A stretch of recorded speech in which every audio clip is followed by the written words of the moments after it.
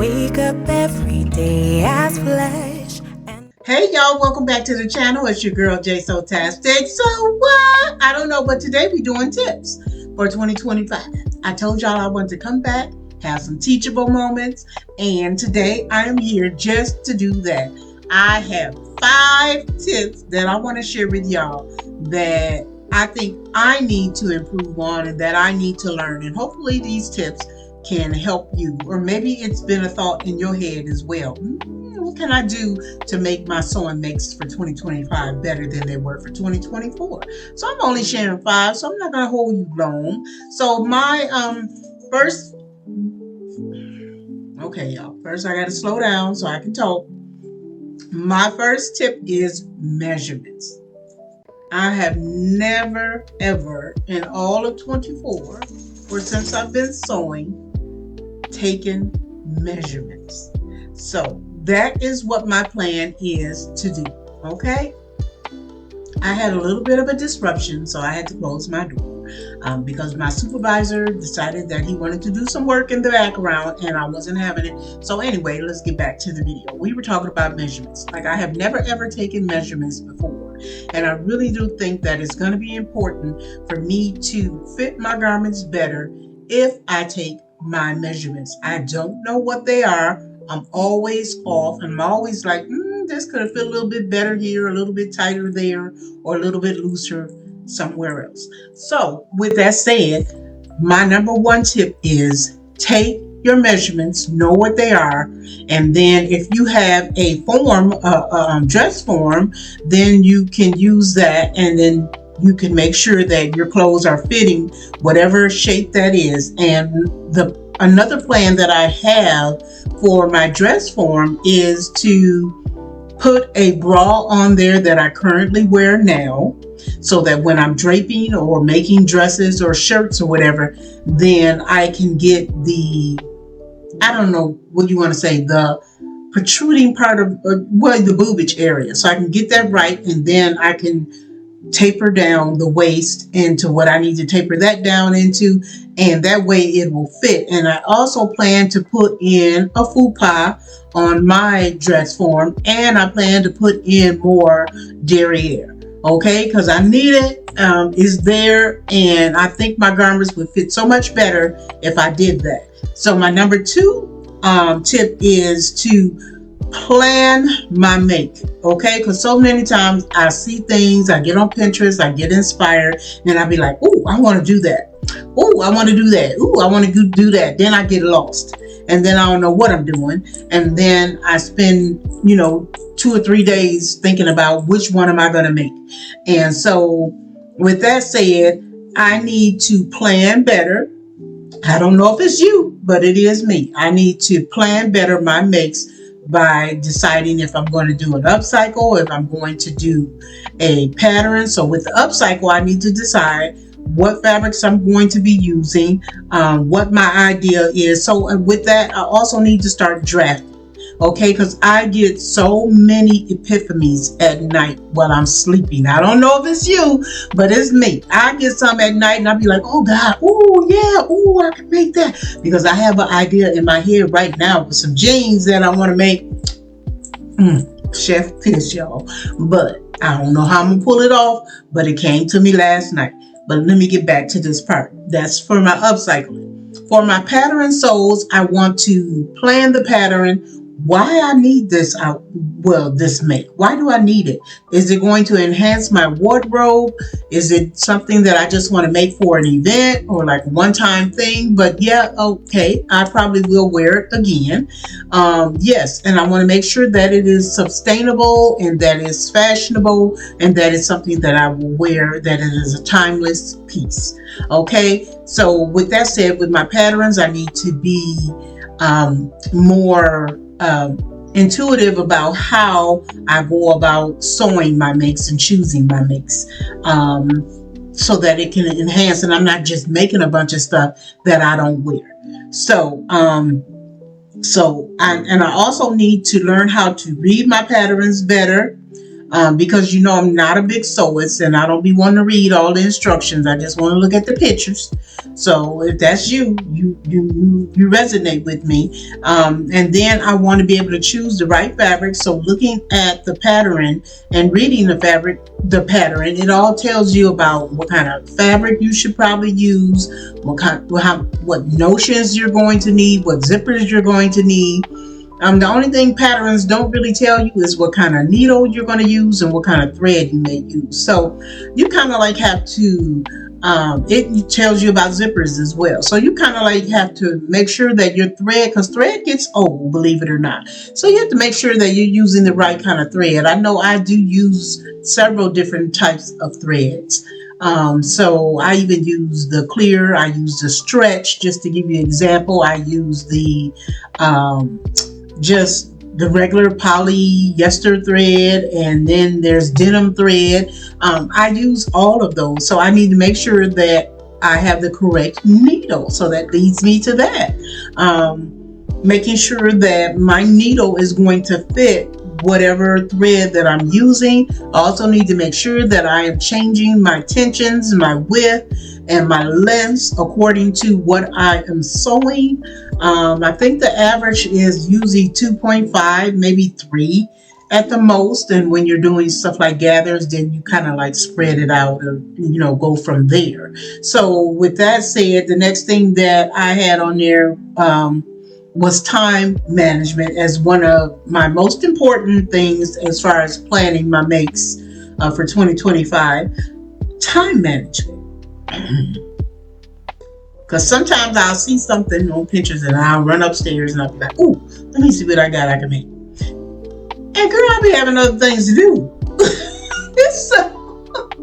So I get inspired and then I go upstairs and look for stuff, and then that takes a whole lot of time out of my day. And then I'm like, womp, womp, womp. Now I don't want to make it. So time management is, getting and then deciding how long is it going to take me to make it. Is it going to be in time for me to upload the video and edit and do all those kind of things and get it up on the day that I normally upload my video, so I don't have to be posting that I'm going to be late today because I didn't finish or I didn't get something done. So time management is very important, making sure that you put away time to invest into your garments, because when you have that time and that peace of mind and you're sewing, it is so much better.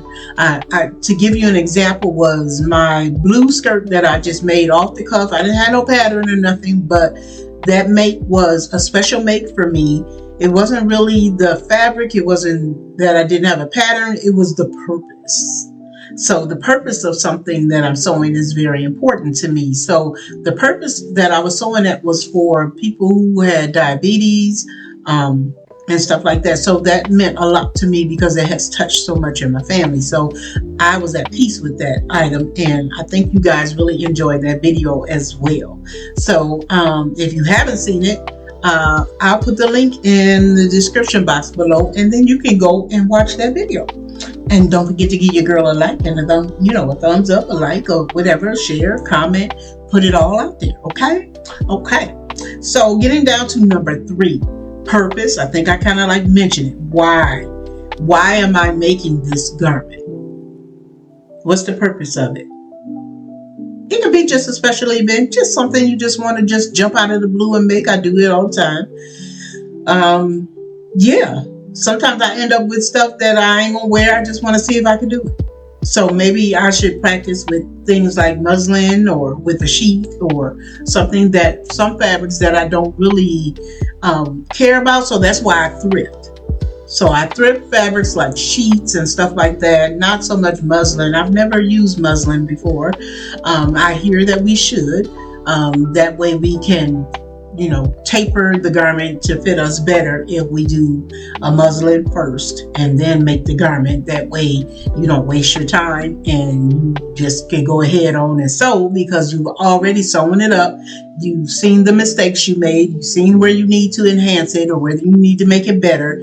And and then along with the purpose of something is making sure you have all the right tools I think I had mentioned that before, like when having your needle and your thread and your fabric and your gripper and your snippers and using the right scissors, making sure that you're not cutting your garment out with your paper scissors and you're not cutting your patterns out with your fabric scissors. Don't do it because it'll be dull and it'll be raggedy. Okay, if you want to be ratchet, then go ahead on and be ratchet. But if you don't want to be ratchet and you want your garment to look professional, then use professional tools. I don't say you got to go out and pay a lot for the tools, but just make sure you go shop on Amazon. They got everything, girl. Did you know Amazon sell fabric too, by the way?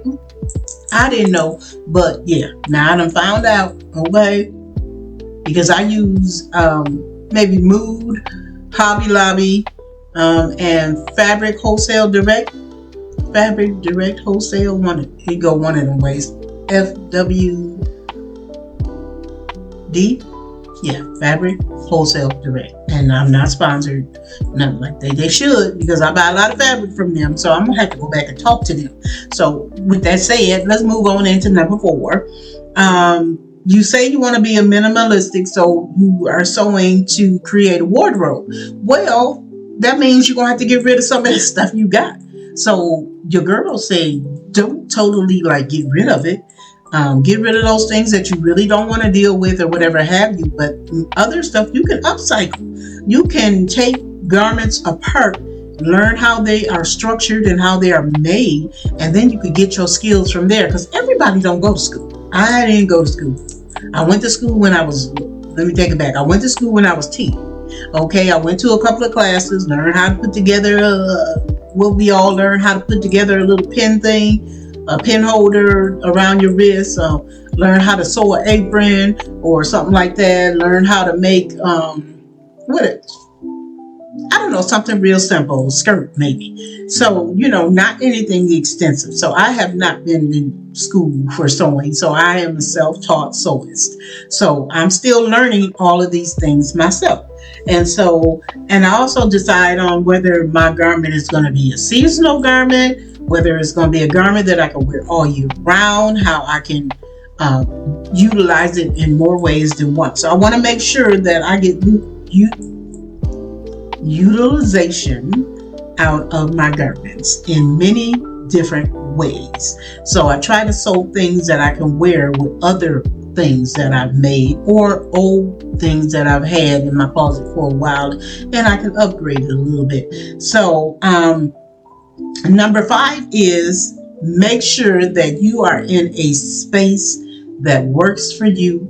And when I say a space, I mean the room that you're in, the head space that you have, the mindset, should I say. Make sure those things are in place, because when you're mad or when you're not, or stressed or whatever, sometimes you tend to screw up on the machine and things just don't go right. Your thread is breaking and things is happening, and it's because you don't have that peace of mind. And peace of mind does not always mean that things are quiet and still, and peace of mind could just be happiness, vibrant colors. Peace of mind, people think all the time that peace of mind means everything's somber and everything's beautiful and everything is whoa, whoa, whoa. No, peace of mind could be just, hey, I'm in a good space today, I want to sew. Okay, that's peace of mind. Creating a space that works for you, that's peace of mind. So, like I said, I'm not going to hold you guys long. This video is almost 13 minutes long already, so I'm going to let you go on that note. And I hope that you use some of these tips that your girl has brought to you. So remember to like, comment, share, subscribe if you haven't. If you like my content, I don't want you subscribing if you don't like my content. But if you don't watch more than 2 videos, subscribe. Okay? Subscribe to the channel. Help your girl out, because she wants you to join the family. I don't really care about no numbers. I used to worry about that. I don't even care about that no more. I just want you to subscribe, because I'm just trying to grow the family, and I just want folks to learn some things, or just, it's my outlet. It's my outlet. You guys are my outlet. I don't have a lot of friends. or I do socialize, but I'm getting into a whole nother category and I'm not finna go there. But anyway, subscribe to the channel. I'll see y'all in the next video, and hopefully this is something that I can be consistent with giving you upload on Monday and maybe doing something like a Wednesday tip. Okay, so I don't know how many tips I can give you, but I'm gonna give you as many as I think I can, because when something comes up, I'm gonna write it down. Okay, because I'm starting to learn how to draft and do all that stuff. So with that said, bye y'all. I'll see you in the next video. Bye. I wake up every day as flesh and bones.